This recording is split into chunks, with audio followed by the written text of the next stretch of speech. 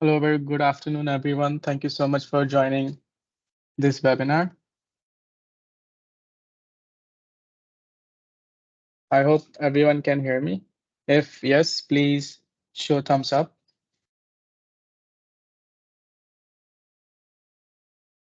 Great. Thank you for confirmation. So once again, welcome to today's webinar where we will explore the transformative power of vendor management system in unlocking cost saving and elevating your procurement strategy. We all know procurement is a critical aspect of any organization, and in today's dynamic business landscape, traditional processes face numerous challenges. So today we will delve into how adopting a vendor management system can help the way you handle procurement.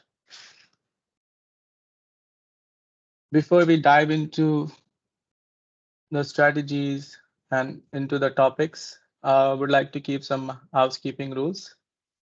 So I would request everyone to keep their mic muted so we don't get lots of feedback.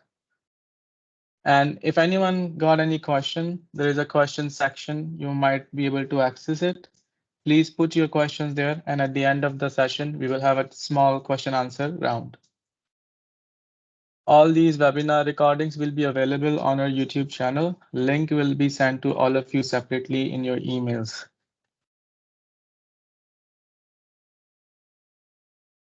So bit about me. I am the founder of Connect.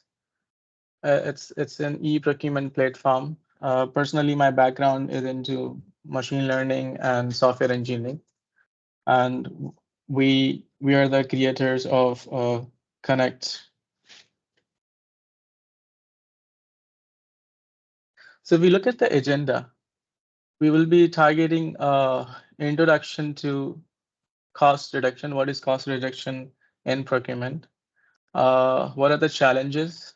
What are the strategies which can be used to come over cost saving challenges, how to implement these strategies, and what tool a company can use to optimize or improve today's vendor management. And finally, we will dive into question and answer session. So the first question we all need to address, I'm pretty sure all of you already know about cost reduction. For those who don't understand, cost reduction in procurement is the process of reducing the cost of goods and services purchased while maintaining quality and performance at the same time. And it's a critical component for a company as it can increase profit margins, improve competitiveness, and support long-term financial stability. Now there are different cost cutting or cost reduction strategies which are being used by many companies, or they are being used by many companies. But before we dive into those strategies, it's really important for us to understand why cost saving matters and how it can help organizations or companies.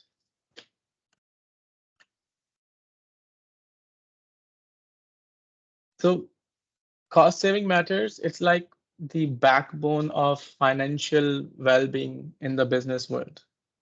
Now, there's a difference between cost cutting and cost saving. And a lot of times company get this idea of cost cutting that, okay, if we want to reduce the cost, we must uh, maybe pretty much reduce the employment size, we must reduce the production size, etc. But here we are looking into like how the saving part, how we can save, like why it matters. And at that for that point, if you look at these points, first is the improved profitability. So cost saving directly contributes to improved profitability. Now, how that can happen? By optimizing expenditures and minimizing the unnecessary costs, organizations can enhance their financial bottom line. And this surplus can then be reinvested in growth initiatives, for example, research and development or other strategic endeavors. So that the ability to generate and retain profits is foundational to sustainability of any business. And that's how it will help improve the profitability. In terms of sustainability, cost saving are linked to sustainability of an organization. And by managing resources efficiently and minimizing waste, a company can create more sustainable operation. This not only benefits the organization, but also align with the board's environmental and social responsibility goals. And in today's world, it's enhancing, it's growing with new government, with new rules. Everyone is following these corporate goals. So in essence, is a long-term strategy that ensures the company's viability in ever-changing market. Now there's short-term, long-term that we will dive into later, and we'll show you like how these strategies can help you in short term, in medium term, and in long term. So in the competitive landscape of today's business world, organization must continually strive to gain a competitive edge. And that can happen by cost saving. And it cost saving really play a pivotal role in this pursuit. So companies that can offer quality products or services at lower cost than their competitors are better positioned to attract customers. And I'm pretty sure all of you would want to do something similar. But how to reduce that cost? What, like how to figure out how to analyze that data, from where to get that data? That becomes the major question. So we should identify the opportunities where we can do the cost reduction.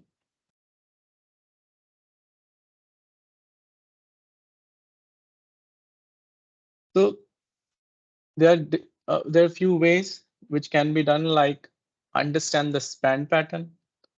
And if we are able to understand the spend pattern, then definitely we can analyze where we are spending more. We can identify areas for cost reductions, like certain categories are spending way much money compared to other categories. So we need to find those high spend categories, low spend categories. The suppliers, what are the suppliers in low area and high area? In the terms like, who are your major suppliers contributing directly to your organization? And who are your suppliers? They're non-active. Or who are your suppliers? You have some agreement with them and they are contributing to your business directly, whereas there are suppliers, there is no agreement and they're indirectly contributing to your organization. So if we factor out those variables, understand that spend pattern, then a cost analysis can be done. I can give you like few more areas for spend analysis. For example, company can identify areas where they are overspending on goods and services, and that are not directly to their operations, or where they are paying more than market price for goods and services. Another, we could look into negotiating better price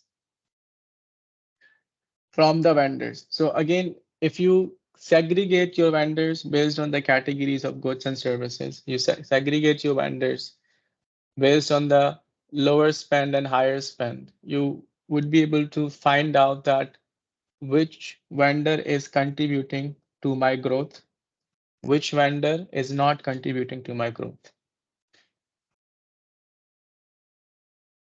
Now, all this data, if you don't, I'm pretty sure most of the companies these days using ERP system. The data can actually be found in the ERP system, or it can be extracted through Excel sheets. Now, in case companies are using Excel sheets, then definitely have to rely on these Excel sheets. And the problem here would be that You won't be able to get a live stream or real-time data.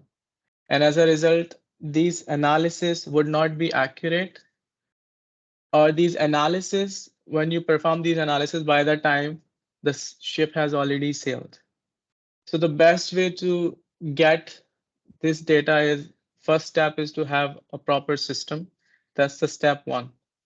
And on the basis of that, once you have the system and you have the data in one system, the analysis part should be automated. Later in the slides, we'll suggest you some tools which can be used for capturing such data, capturing data on span, capturing data on vendors, the area where you're spending most of your money, agreements, so your contract analysis, then also your terms and conditions. So how you can either increase the time or decrease the time of your terms and conditions, your payment terms, would affect your overall purchase.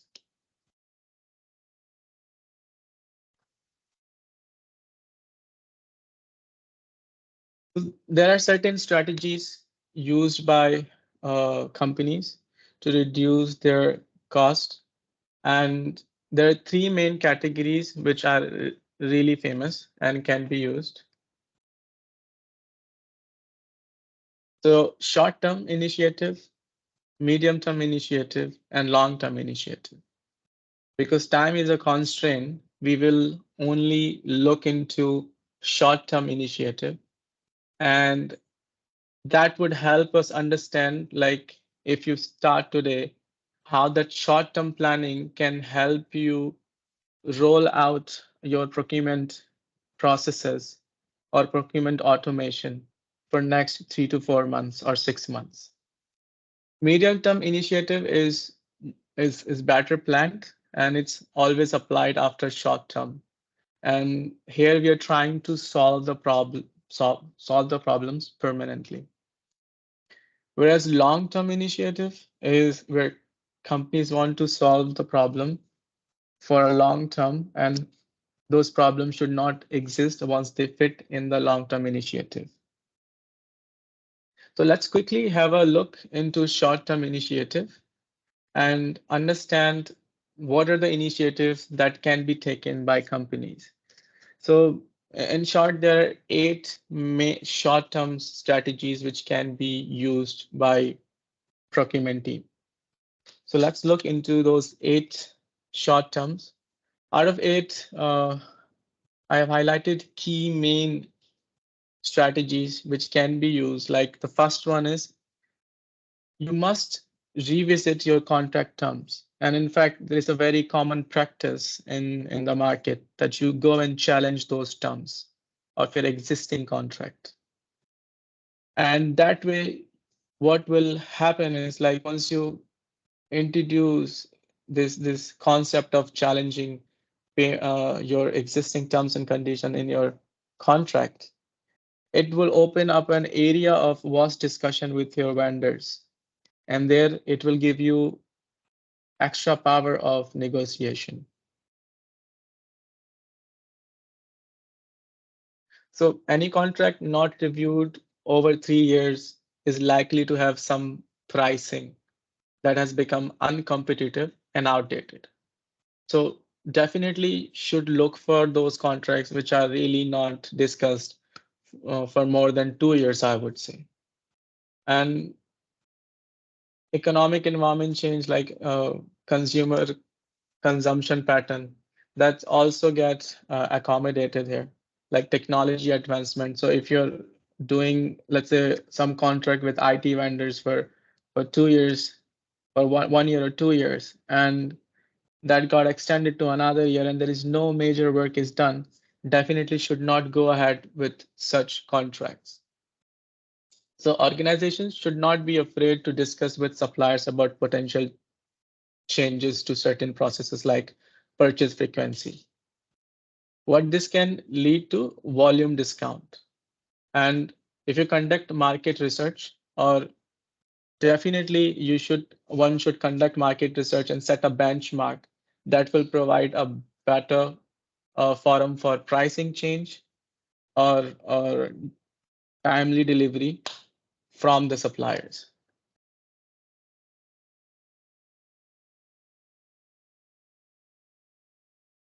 So if you look at challenge specifications, the biggest question here is like, do we really need that product and services? If yes, then definitely need to set what exactly is needed, not less, not more, because if it's less, definitely it will cost less, but it won't serve the purpose. It won't help you grow your organization. If it's more, it will cost you more, and you don't need the additional amount of scope you have added. So that becomes important part. Now, we in procurement world, we call eliminate maverick spending. Basically, we're talking about find out unauthorized purchase outside of the contract, identify those purchases, and eliminate them. Now, if we are doing this manually, it takes a lot of time and efforts. And also, users or procurement team has to invest a lot of time in this. And thus, this process is not followed by a lot of companies in the market. But in order to really eliminate, one needs to have certain automation. The vendor must have certain platform to access where they can see their information, and you can see vendors information. You can basically you would want to see how your vendors are performing with time.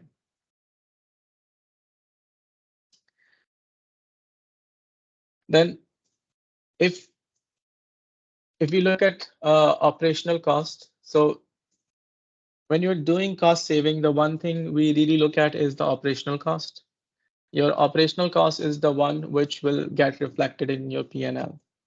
So need to find a way to automate the processes within the procurement team and on the vendor side so that now all these operational challenges like the manual work, the manual documentation, manual follow-up can get reduced.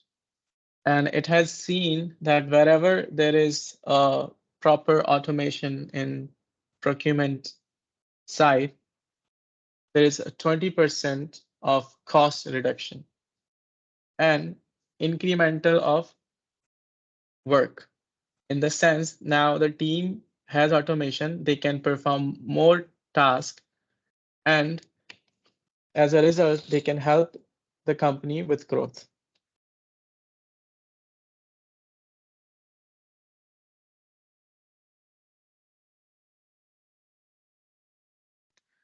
Then next, what you would want to do is like review uncompetitive suppliers. And here again, this can happen like if you're continuously monitoring your vendors. Now you don't really need to do that personally. You could implement softwares which could help you manage quality of vendors, monitor quality of vendors, monitor their delivery, their pricing, collect their history. All that can be managed by certain softwares uh, which are available on the market. So see, we are in 2023. All whatever I'm saying today is all can be automated. There is ChatGPT. You could really use ChatGPT to automate certain manual tasks, even like interaction with your vendors. You would want to, for example, you receive quotes from your vendors, and you would like to counter offer. In that scenario, you could set certain rules for your AI models, which could actually go and negotiate, provide counter offers to your vendors. And if that counter offer meets by the vendor, then let AI consider and calculate rest of the job.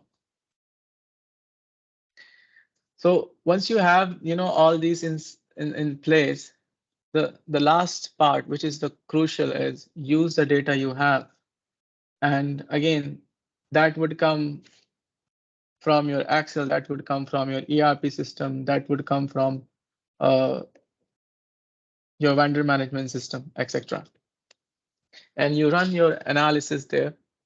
Uh, you can do gap analysis, you could do your financial analysis, you could do your budget analysis. And once you have that analysis on key areas, then you would know where you're spending more, where you're spending less, which area you need to improve. So there are certain tools in the market. Connect itself offers those tools to a lot of customers. And one is like job management. Now, this tool basically can help the companies monitor, manage, and take care of the job management part. Job management part in the sense like any job required by the customer and has to served by the vendor. So it bridges the customer and vendor in terms of job management.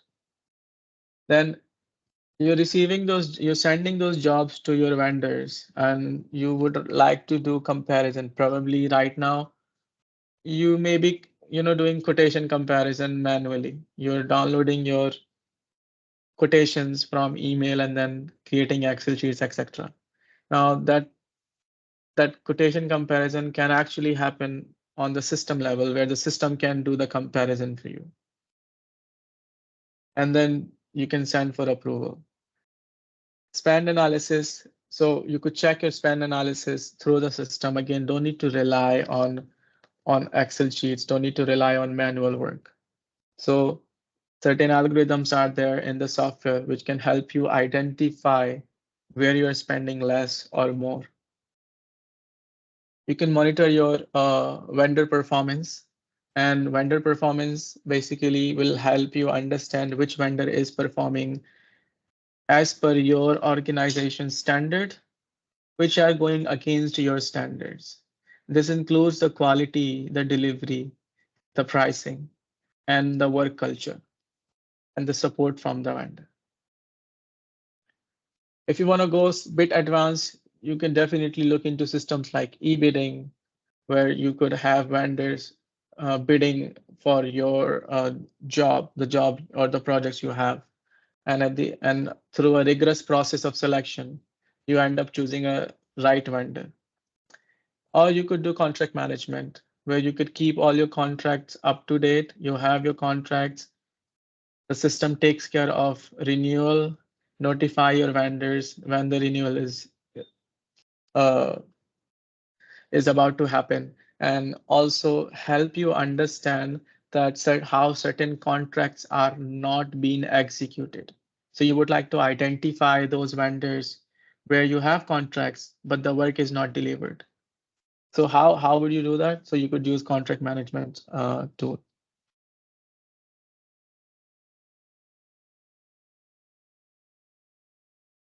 So that's that's all in summary. I have also prepared key points. So usually that's what I do after webinars. Prepare the key highlights, which usually get sent to all the attendees. And from those key highlights, you could look into it. It's like a cheat sheet, which can help you implement processes. So we have around 10 minutes, and I would welcome anyone to, go ahead and ask questions.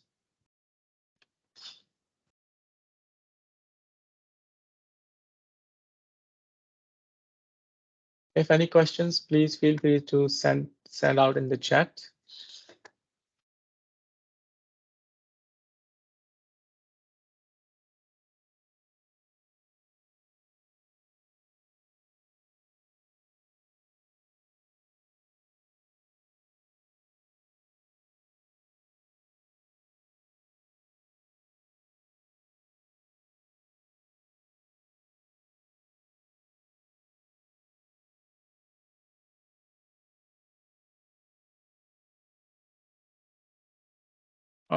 I'm not sure if everyone else is able to access chat. Let me have a look.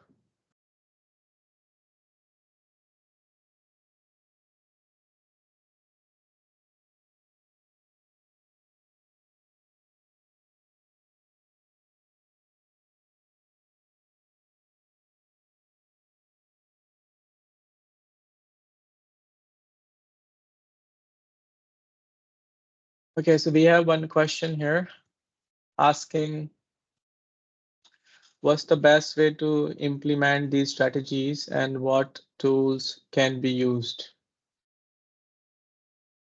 for short-term goals. So for short-term goals, you would definitely want to have a vendor management system. So there are a lot of vendor management systems are available in the market, but you want to make sure that that product or that company is carrying a procurement background, because it's important to understand that.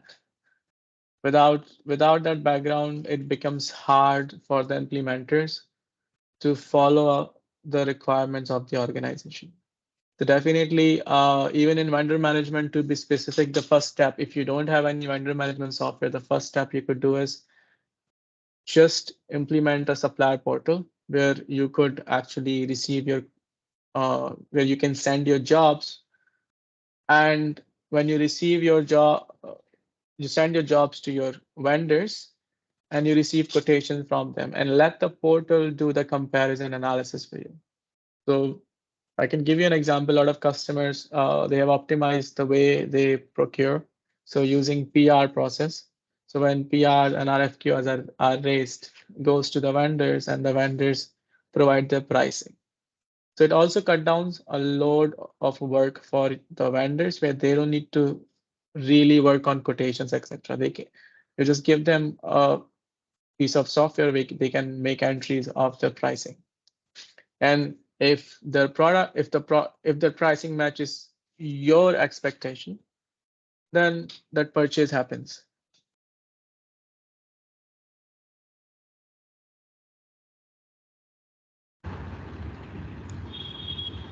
We want to know about how you manage the purchase management. I would like to inquire about the terms. Okay, so there is a question we want to know about how you manage the purchase. I would like to get more information on this, if you could be more specific.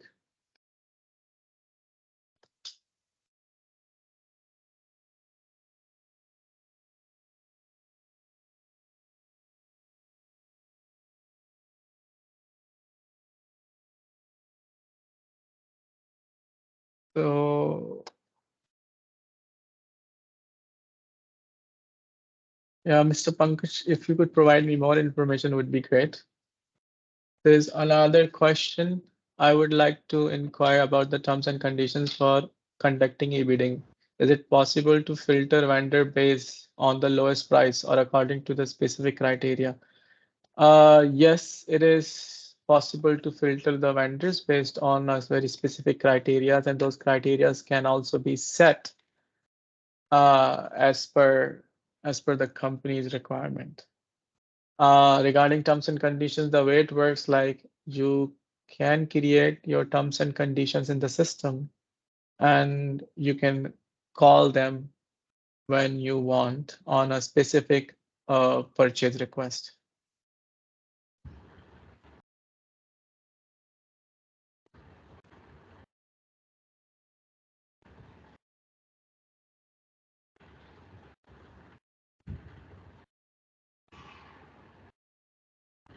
Any other questions?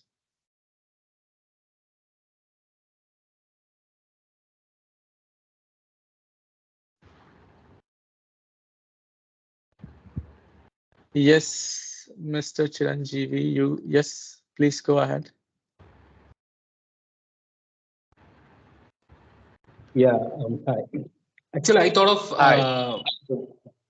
I'm expecting go through or of the software. What actually you provide is what I thought by interaction. Basically, you provide us the vendor management software as such in the thing, or you assist in setting up one.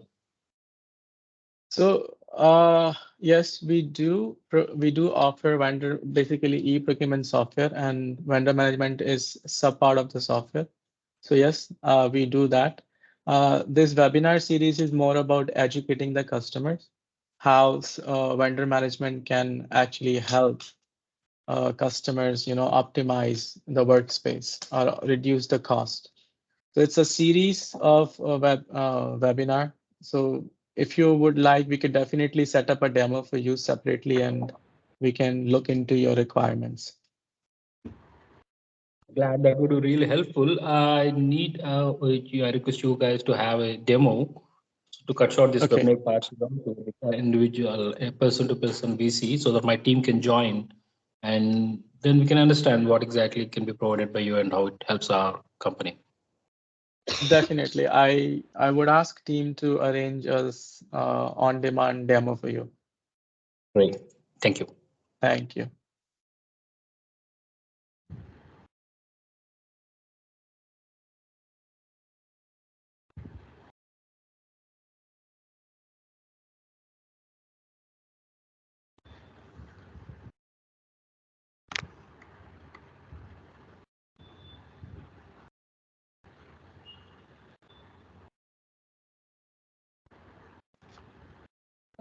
Yes, Mr. Pankaj, I think you can unmute your mic.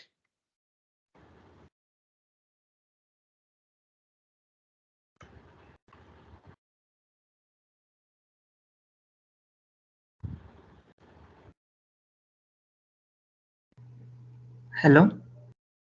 Hello. Yes, hi, Mr. Pankaj. Yes, sir. So in your while register in your webinar, so there was one template and there is a all-in-one solution. There is purchase management department. Purchase management. You mean job management? No, right now you are saying vendor management, na? So like there is a purchase management system also there. Yes. So I just want short information about it. So So how it is purchase working man. like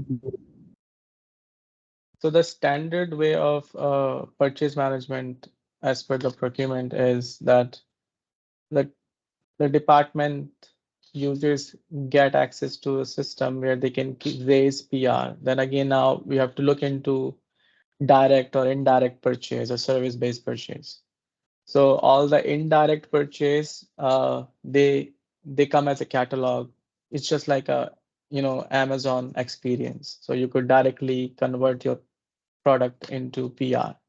Now, in case of direct purchase, you can raise RFQs, RFP, or RFI.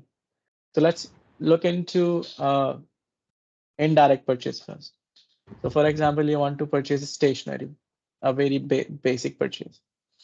And in that case, you could just convert, let's say you want to purchase papers for printing, and you convert the paper to PR, and now you have a budget allocated to that department.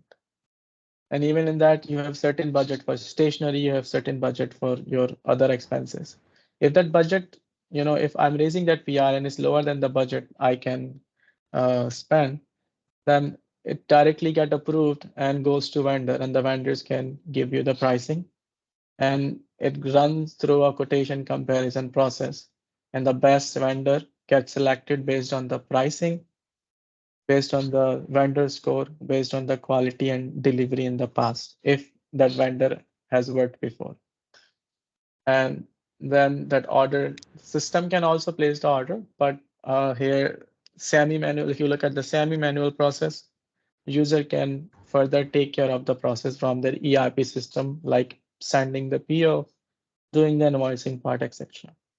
On the other hand, if you look at the direct purchase, now direct purchase, either a PR can be raised by the department user, has to be approved by department owner, then has to be cross-checked by either procurement or finance team, whatever the process. The process can be aligned as per the company's flow.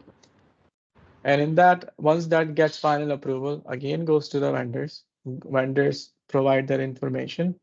It can be technical, it can be commercial, and that information gets saved for you. And the system again runs through a quotation comparison process where it can help you select the best vendor based on the quality, delivery, pricing, and vendor score. And again, the process can be taken care on the rest of the process can be taken care on the ERP system. So I hope that answered your questions.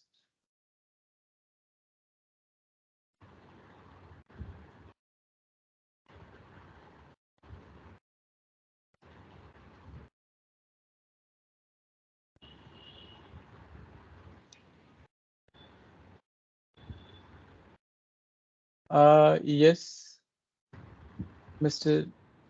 Jitish. You have a question, Mr. Jitish?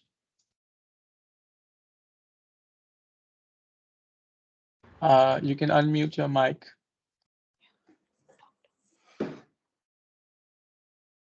Hello. Yes, Mr. Jitish. Good afternoon. Very good afternoon.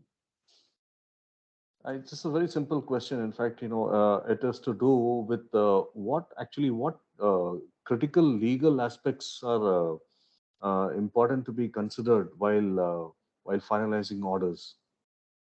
As a major as a kind of a risk mitigation process. So risk, almost your yeah, mind. that's a really great question, Jitish. So definitely in terms of, we will have to start with the terms and condition itself first. And if you're setting the terms and conditions or the terms and condition codes in the system, those codes create the terms and conditions for the user, and for, let's say in this case, you're sending a PO to your vendor, and the vendor has to accept those terms and conditions. So the system binds the vendor with the terms and conditions of the customer. That's the first aspect of the vendor management system. Now, rest of the legal, you could create the, hello? Yes. Hello. Yeah, I'm Yeah, able to hear you. okay, great. Mm. Now, other legal regulations can be created, like service-oriented legal regulations can be added in the system. So there can be service level agreement, which again can be part of the contract management, and it works both side, for the vendor and for the customer. So vendor may also ask you to, for example, let's say you're purchasing some license, maybe AutoCAD license or ANSYS or MSc license. In that case, you would have to sign a user-based license, software-based license. Yes. So again, those analysis can be done in the system, and it highlights those legal aspects, those regulatory aspects for you. Correct. Also, user can set certain regulations that, okay, I as a customer cannot accept these kind of regulations from vendor. Okay. And the system can then understand if it's a PDF file which you put on the system, will identify those regulations, and if it matches with your regulatories and with your regulations, then it informs you that, okay, in this specifically service level agreement, these are the risks which you are taking. Okay.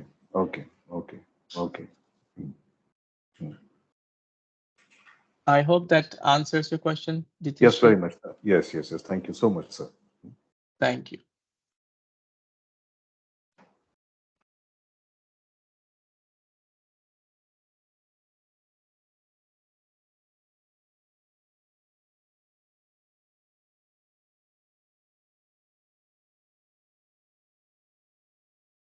Great. So I think no further questions. I'm guessing things are clear.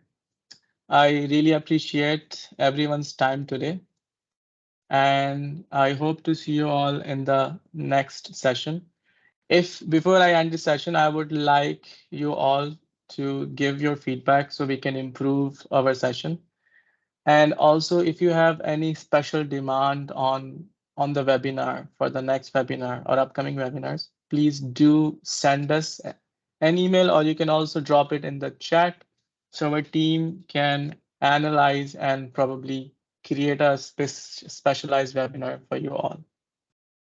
So once again, thank you so much for your time, and really appreciated your support and your questions. Thank you so much.